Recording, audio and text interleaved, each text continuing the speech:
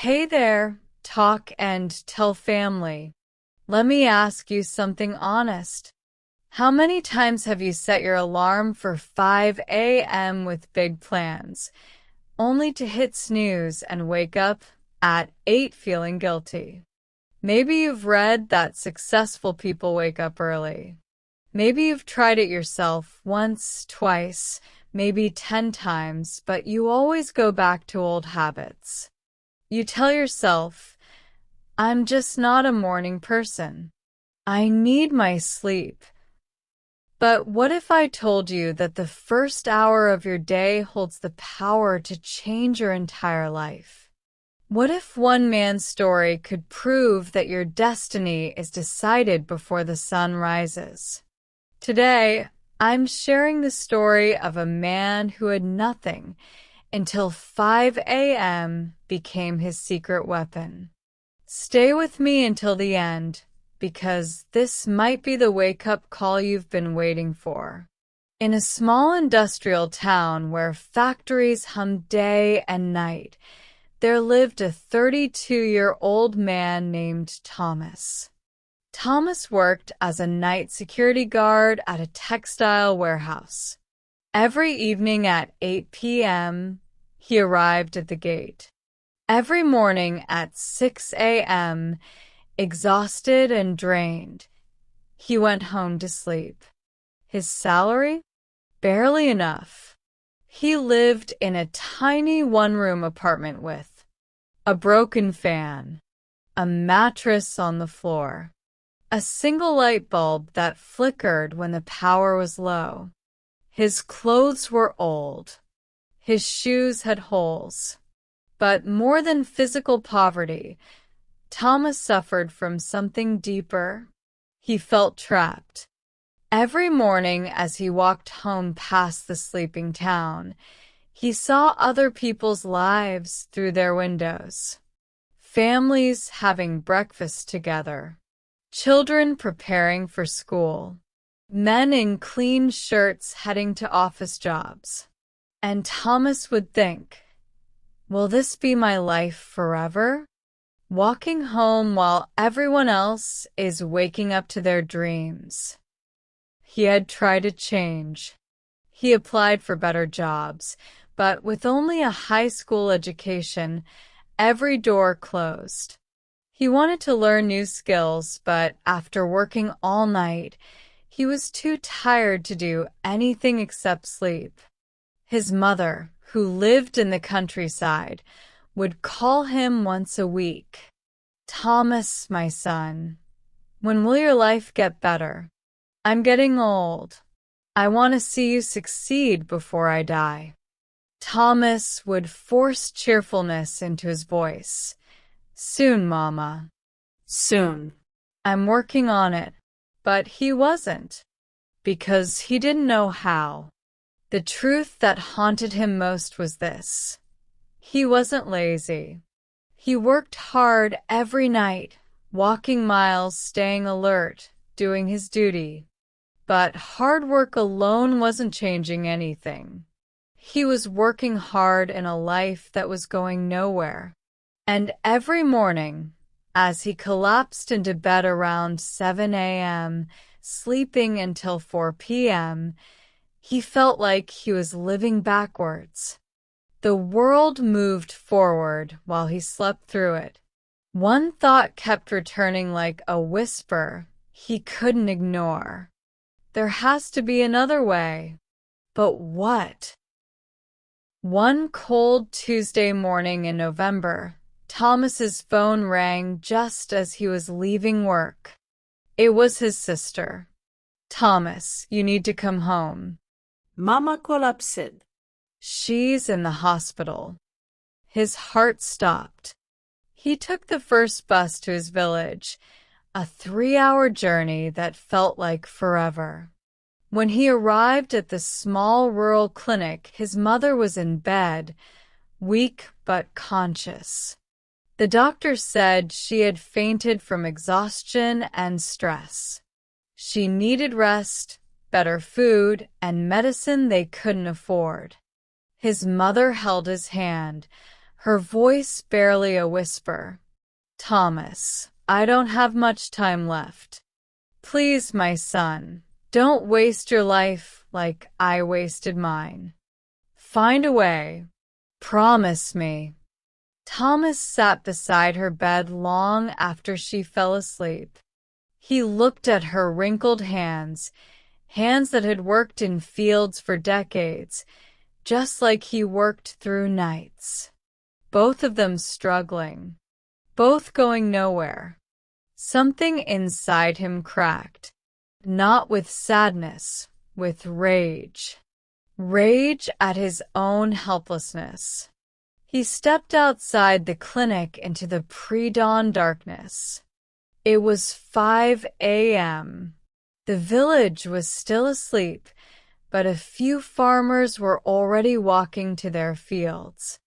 Birds were beginning to sing. The air was cool and fresh. And in that moment, standing in the quiet dawn, Thomas made a decision. No more. I won't live like this anymore. I don't care what it takes.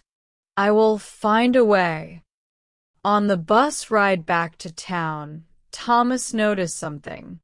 Sitting across from him was a man in his 50s, well-dressed, reading a book, peaceful. Thomas recognized him, Mr. Chen, a successful businessman who owned several shops in town. What shocked Thomas was the time. 6 a.m.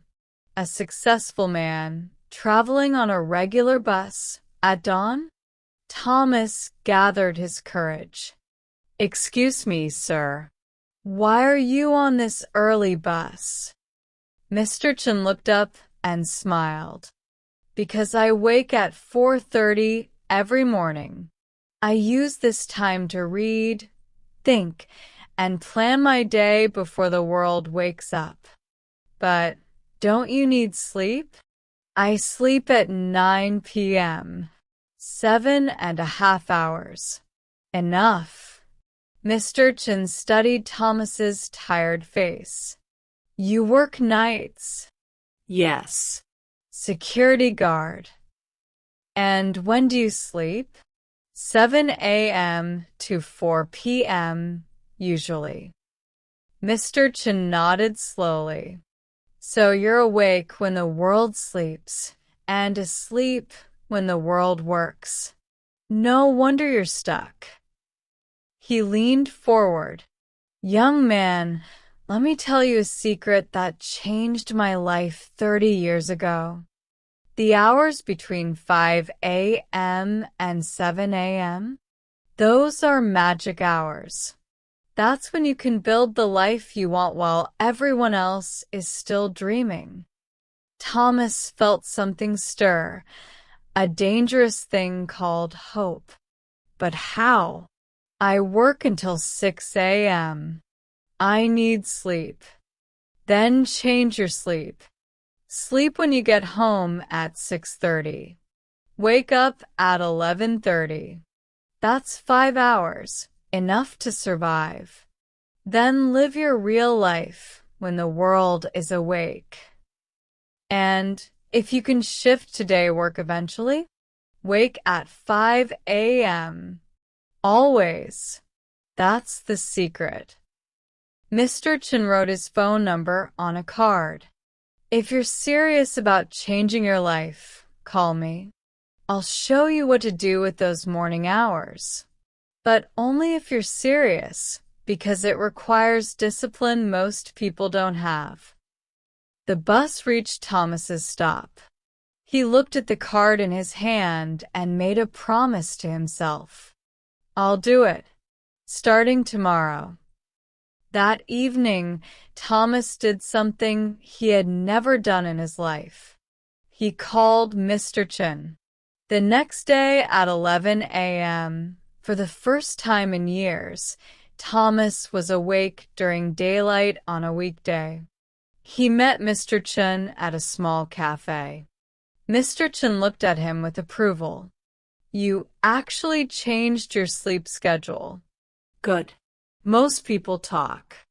You acted. Now I'll teach you what to do with your mornings. He took out a notebook and drew a simple diagram. Thomas, imagine your life is a house. Right now, your house is dark, cold, and falling apart. Why? Because you never work on the foundation. You're too busy surviving. The hours from 5 to 7 a.m.? That's your foundation building time. He wrote clearly, 2 hours every morning equals 14 hours per week. 14 hours per week equals 60 hours per month. 60 hours per month equals 730 hours per year. That's the equivalent of 91 full workdays, just from waking up early. In 1 year, you get 3 extra months that everyone else wastes sleeping. Thomas's eyes widened. 3 months. Here's what you do with those 2 hours. This is not negotiable. This is the system. Hour 1, 5 to 6 a.m. build skills. You spend this hour learning something that will change your economic situation. Not watching TV. Not scrolling your phone. Learning a skill, a language, a trade. Online courses are free now. YouTube has everything. You have no excuse. Hour 2, 6 to 7 a.m. build body and mind. 30 minutes. Exercise. Walk, run, stretch. Your body is your vehicle. If it breaks down, you have nothing. 30 minutes. Read, plan your day, or apply what you learned in hour 1. Thomas wrote frantically in a borrowed notebook. Mr. Chen added 3 rules. Rule number 1. No negotiation. You wake at 5 a.m. every single day, including weekends. No, just today I'll skip. That's how you fail. Rule number 2. Sleep by 9 p.m. You can't cheat sleep and succeed. Your body needs rest, but you control when you rest. Rule number 3. The first week will be hell. Your body will hate you. Your mind will create excuses. Push through. After 21 days, it becomes normal. After 90 days, it becomes who you are. Mr. Chen looked at Thomas seriously. I'm giving you 3 months. 3 months of waking at 5 a.m., building skills in hour 1, building yourself in hour 2. After 3 months, come back to me. Show me what you've built. If you've actually done the work, I'll help you find a better job. If you quit, don't bother calling. Success goes to people who show up when it's hard. Thomas felt the weight of the challenge, but also, for the first time in years, he felt something else. Purpose. I'll do it. I won't quit. We'll see, Mr. Chen said with a knowing smile. Everyone says that. The next morning, Thomas's alarm screamed at 5 a.m. His entire body protested. His mind whispered, just 1 more hour. You're so tired. But he remembered his mother's face in the hospital, Mr. Chen's challenge, his own promise. He threw off the blanket and stood up. Inspiring, building music. The first week was agony. Thomas dragged himself awake each morning, his body aching from lack of sleep. At 5 a.m., while it was still dark, he sat at his small table with his phone, watching free Excel tutorials on YouTube. His eyes burned. His mind wandered. But he didn't stop. At 6 a.m., he forced himself to walk around his neighborhood for 30 minutes. Then he read articles about accounting, a skill he had chosen to learn because every business needed it. By 7:30 a.m., he went to bed, slept until 2 p.m., Prepared for his night shift. The cycle repeated. It was exhausting. It was lonely. Nobody understood why he was doing this. But something changed around day 20. One morning, Thomas woke up at 4:58 a.m., 2 minutes before his alarm. His body had adapted. And for the first time, he didn't feel resentment. He felt ready. The Excel tutorials started making sense. He was learning formulas, data analysis, basic accounting principles. He completed his first online certificate. His morning walks became something he looked forward to. The sunrise, the quiet streets, the feeling that while everyone else was sleeping, he was building. By the end of month 2, 3 online courses completed in accounting and Excel. Weight lost from daily walking. Mind sharper. The confidence growing. People at work noticed. Thomas, you look different. Healthier. What changed? He smiled. I'm changing my life 2 hours at a time. In the 3rd month, Thomas applied what he learned. He created a simple Excel spreadsheet to organize the warehouse inventory, something his company had never done properly. He showed it to his supervisor. The supervisor was impressed. Thomas, how did you learn this? I wake up at 5 a.m. and teach myself. Word reached the warehouse manager, then the owner. On day 87 of Thomas's 5 a.m. journey, his supervisor called him into the office. Thomas, we're expanding our accounting department. We need someone who understands our warehouse operations and has basic bookkeeping skills. The job is yours if you want it. Day shift. Double your current salary. Thomas stood there speechless. 3 months ago, he was a hopeless night guard. Now he was being offered an office job. When do I start? He managed to say. Next Monday. That evening, Thomas called Mr. Chen. Mr. Chen, I did it. 90 days. I never missed a single 5 a.m. wake up. And today, I got promoted. There was a pause. Then Mr. Chen's voice, proud and warm. I knew you would. You had the look of someone ready to change. Now remember, don't stop waking at 5. That's not a strategy. That's your life now. I won't stop. This is who I am now. 1 year later, Thomas had become the company's lead accountant. He had saved enough money to move his mother to town, got her proper medical care, rented a decent 2-bedroom apartment. Every morning at 5 a.m., he still woke up, not because he had to, but because those 2 hours were sacred. That's when he learned new software, read business books, and planned his future.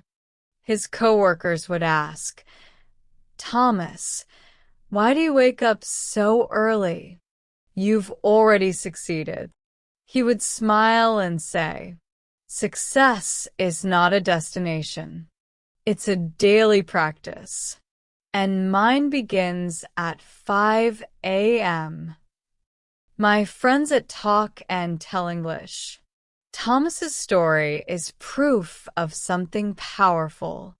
Your life can change. Not someday. Not when circumstances improve. Right now. Starting tomorrow morning at 5 a.m. Here's what most people don't understand.